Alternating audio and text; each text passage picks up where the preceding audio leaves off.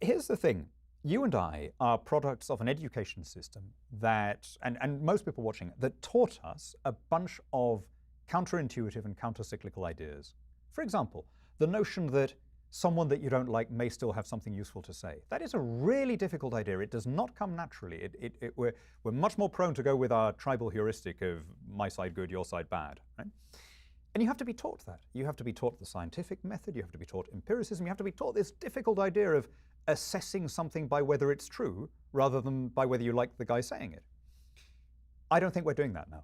I think not only in, and most obviously in universities, but actually in secondary education as well, we are, instead of teaching these counter-cyclical ideas that make an open society and Republican government possible, we're doing the opposite. We're teaching identity politics. We're going back to the pre-modern idea that you're defined by the circumstances of your birth.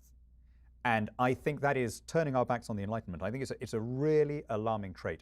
I'm generally hugely optimistic about the world and about the US, but this is the thing that worries me more than almost anything else, because having built this extraordinary miracle where we are able to change governments peacefully without anyone being exiled or shot, where you have free speech and free assembly and private property and all the rest of it, if you lose that, the idea that it's just going to happen again, when it really only happened the one time in 10,000 years, it's kind of a big gamble. So you've got to constantly work to keep our system going, constant repair work, constant husbandry, and in particular that means teaching people all the time, you can disagree with someone without his being an enemy.